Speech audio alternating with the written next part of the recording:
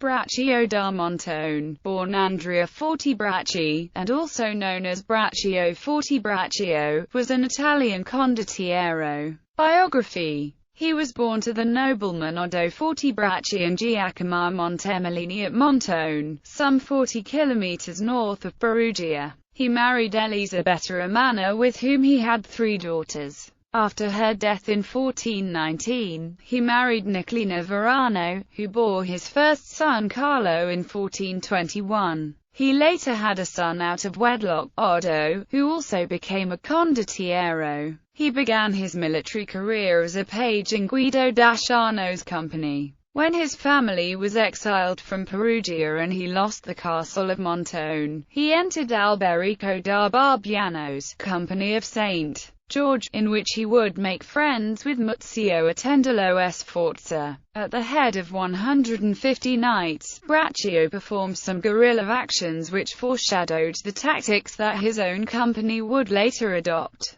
After a short return to Montone, he fought for the Montefeltro and the Malatesta in Romagna, being slightly crippled during the siege of the castle of Fossombrone. In 1395 he fought again for Barbiano in the Kingdom of Naples, and 2 years later he was hired by the Republic of Florence. In 1398 he fought for the Pope in the war against Perugia. In 1402, at the death of Gian Galeazzo Visconti, he fought against the Milanese army for the Pope. The following year Boniface IX regained Bologna, Perugia and Assisi, but the exiled Perugini could not return in the city. Braccio therefore returned again under Barbiano's aegis against Faenza and the Papal States. When his companions denounced him to Alberico, alleging he was planning to kill the commander, Braccio was forced to flee. In 1406 he fought against Perugia with other exiled, who, the following year, formed the great part of his new company, with which Braccio ravaged the Umbrian countryside. In May 1407 the citizens of Rocca Contrada gave him the seigneury of the town, in exchange for his support in combating the Marquis of Fermo. Later Braccio entered the service of King Ladislaus of Naples, who was at war with Florence and the Pope.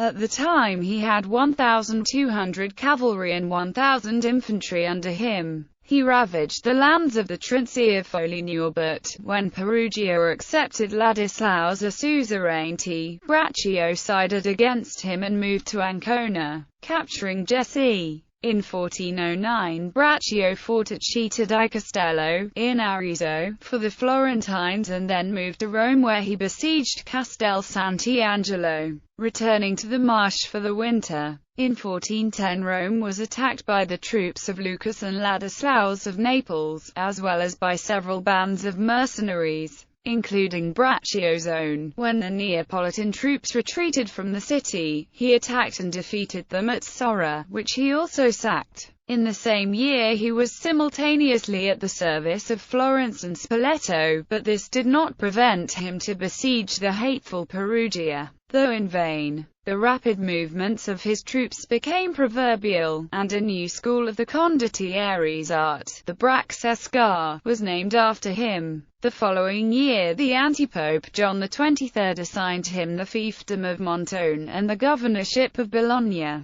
Braccio took advantage of his position to extort huge sums of money from the cities of Romagna. In 1414 he fought in Todi against Sforza, who had been hired by the King of Naples. In June he entered Florence, with which he signed a pact of alliance for 10 years. In the next August Ladislaus died, and Braccio freed Bologna after receiving a payment of 180,000 gold ducats. He thus invaded and conquered most of Umbria, his goal being again the beloved Perugia. The city gave itself to Carlo Malatesta. At the Battle of San Gidio, the Bracceschi were victorious, and Perugia was finally forced to open its gates to Braccio da Montone. Other Umbrian cities, such as Todi, Narni, Orvieto and Terni named him as lord. At this point, Braccio da Montone was ready to form a state for himself in central Italy. He asked the newly elected Pope Martin V to name him papal vicar for Umbria.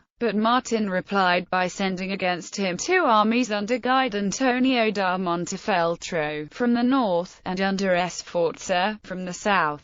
But Montone defeated them at Spoleto. On 14 March 1419 he met the Pope in Florence, obtaining the long-awaited title in exchange for ousting Antogliazzo Bentivoglio from Bologna. After conquering the latter, he could finally retreat in Perugia to enjoy ruling the city which had ousted him and his family many years ago. Sometime later the Pope excommunicated Joanna II, Queen of Naples, appointing Louis III of Anjou as heir to the crown in her stead. Joan appointed King Alfonso of Aragon as her heir, and called Braccio da Montone to fight for her. Once again Braccio found himself facing Sforza, who was at the head of the Angevine army. There was not an open battle, though Braccio's army moved all over Abruzzo. Joan gave him the lordship of Teramo, and soon after Braccio started his 13-year-long siege of L'Aquila. Meanwhile, on 3 February 1424 Braccio was appointed Grand Constable of the kingdom and received the fiefdoms of Capua and Foggia. However, when the Queen of Naples abandoned the Aragonese and passed to the side of the Angevins under Louis, Braccio remained loyal to Alfonso. The final clash between the two contenders was just below the walls of Aquila, which still resisted the siege, near the hamlet today called Bazzano.